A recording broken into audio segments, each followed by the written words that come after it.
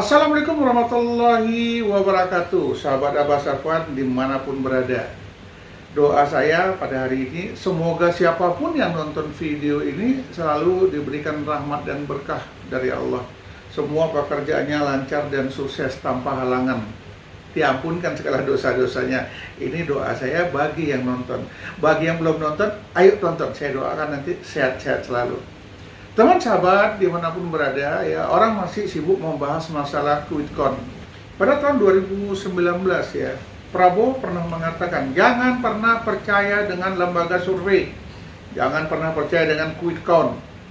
Tapi kita heran hari ini kenapa ya Prabowo kok percaya gitu? Berarti apa yang dikatakan Prabowo, lembaga survei itu akan membela siapa yang bayar, maju tak gentar membela yang bayar. Dia akan bertahan, mempertahankan siapa yang bayar. Yang tak bayar, tak disurveinya, tak dibuatnya nanti berapa nilai hasil surveinya. Jadi siapa yang bayar, dialah yang mendapatkan hasil survei. Sebenarnya survei ini untuk siapa yang bayar sebagai bahan evaluasi. Tetapi lembaga survei ini memfollow up. Dan ini tidak bisa menjadi acuan dalam hal real count, hasil nyata. Yang berhak mengeluarkan itu hanya KPU.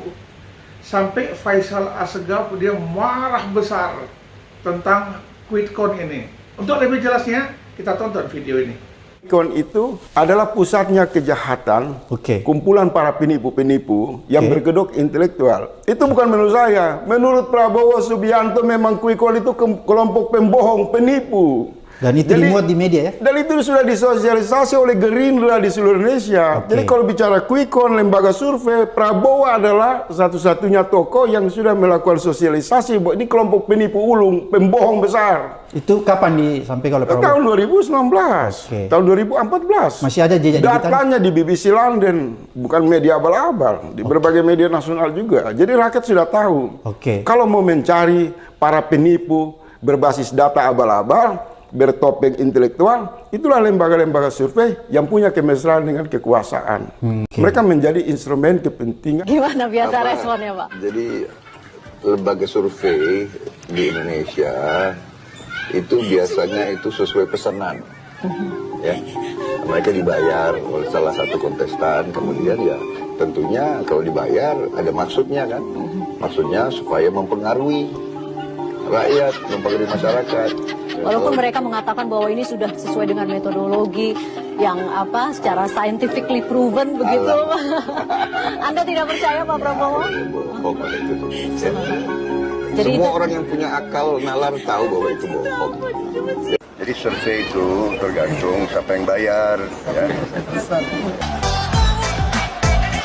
Untuk melanggengkan kecurangan. Tapi hari ini Prabowo menggunakan jasa yang sama.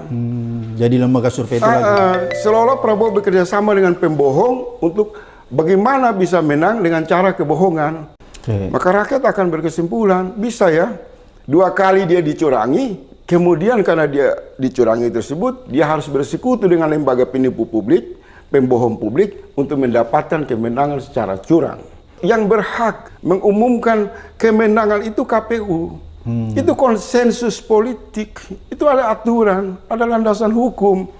Tiba-tiba ada satu kelompok yang hanya punya kedekatan dengan dinasti politik, lembaga-lembaga survei itu menyajikan quick count secara terbuka yang sampelnya diambil hanya dari 2.000 TPS. Tidak mewakili hampir 1 juta TPS yang tersebar di seluruh Indonesia. Sangat tidak mewakili. Dan saya mau kasih tahu, 2.000 TPS itu diduga kuat adalah TPS siluman, TPS hantu. Karena mereka tidak umumkan di mana adresnya. Dan apa faktanya? Terungkap di layar televisi. Ternyata hasil quick count itu sudah dirancang pada tanggal 13. 1 hari sebelum tanggal 14. Itu sekarang beredar di seluruh media sosial. Artinya apa? Ini satu desain penipuan dari watak politik dinasti yang selama ini sudah secara terang dan tegas disampaikan oleh para akademisi, guru besar, para pakar hukum. Jadi tindakan quick count ini adalah pembenaran bahwa dinasti politik terlalu jauh bergerak memandu kecurangan bernegara, kecurangan berdemokrasi yang dapat mengancam.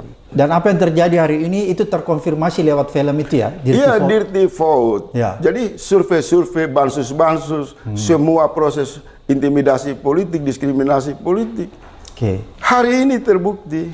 Kalau kecurangan ini dibiarkan, berarti kita menghasilkan pemimpin bermental pencuri, pemimpin bermental maling, karena dia lahir dari lembaga-lembaga survei yang dipandu oleh aneka opini kebohongan. Ini kalau sudah terjadi seperti ini, kecurangan yang begitu masif, yang seharusnya kalau menurut Bung Faisal bilang ada data yang memperlihatkan real count sementara, itu kan menunjukkan bahwa sebenarnya posisi Amin. Saya mau bilang begini Bang, hari ini terjadi gerakan rakyat di berbagai media sosial. Dari 800.000 TPS yang tersebar di seluruh Indonesia, C1-nya mulai dipublik oleh rakyat di berbagai media sosial. Memberikan indikasi kuat, Anies itu sangat berpeluang masuk ke putaran kedua. Bahkan unggul di atas 60%. Silakan lihat di Twitter, lihat di Instagram, lihat di YouTube. Rakyat berpartisipasi, memberikan bukti. Ini loh TPS ini Anies menang, TPS ini Anies menang. Sementara kelompok yang mengusung Prabowo dengan menggunakan instrumen lembaga-lembaga survei itu hanya berbicara dalam topeng-topeng akademis yang tidak bisa menunjukkan fakta. Kalau sudah kondisi begini, jangan mau dibodohi. Jadi kesimpulan revolusi rakyat. Harus ada gerakan revolusi rakyat secara damai, turun ke jalan melakukan perlawanan dengan cara-cara yang intelektual. Galang konsolidasi, lawan kecurangan dalam bernegara, lawan kecurangan dalam berdemokrasi. Nah mungkin dugaan saya juga daerah-daerah ini akan teriak referendum untuk meminta mengevaluasi proses demokrasi. Kalau 10 kampus besar di Indonesia dalam waktu cepat, para guru-guru besar itu berkumpul lalu mengumumkan pemilu ini curang, selesai. Kalau dia sudah mengatakan quick count itu pembohong, kemudian dia pakai untuk merayakan kemenangan, itu satu perayaan kebohongan. Baik teman sahabat dimanapun berada, sudah sama-sama kita lihat hasil video tadi. Faisal Assegaf mengupas tuntas habis dan Prabowo juga mengingatkan kita, jangan pernah percaya dengan lembaga survei, jangan pernah percaya dengan quick count. Itu kata Pak Prabowo dikupas oleh Faisal Assegaf. Dan teman sahabat tahu nggak siapa sebenarnya orang-orang survei ini? Orang-orang survei ini adalah kelompok-kelompok orang yang mau bekerja sama dengan yang bayar. Siapa yang bayar, dia melakukan itu. Karena untuk survei itu biayanya besar. Ya, ada berapa? 10 lembaga survei milik Pak Prabowo yang menjagokan Prabowo menang 1 putaran. Apakah ini bisa dipercaya? Prabowo bilang dia nggak percaya. Tapi kenapa mereka begitu dapat informasi menang 1 putaran, begitu dapat hasil survei quick count itu, langsung Pak Prabowo deklarasi, ini bukan hasil nyata, ini bukan real count, ini belum punya kekuatan hukum, tidak bisa dipercaya. Yang berhak mengeluarkan hasil pemilu adalah KPU. Itu pun kalau hasil perhitungan KPU itu jujur dan tidak curang. Tapi yang terjadi sekarang ini masif, terstruktur, tersistem kecurangan itu. Jadi kita malu ya dengan situasi pemilu 2024 ini. Semoga dalam waktu dekat KPU segera bisa mengumumkan hasil yang real, yang jujur dan adil demi untuk rakyat masyarakat Indonesia, demi untuk negara. Kawal terus hasil pemilu, jangan ada yang mencurangi. Jika ada yang mencurangi hasil pemilu ini, hanya ada satu kata, lawan. Assalamualaikum warahmatullahi wabarakatuh.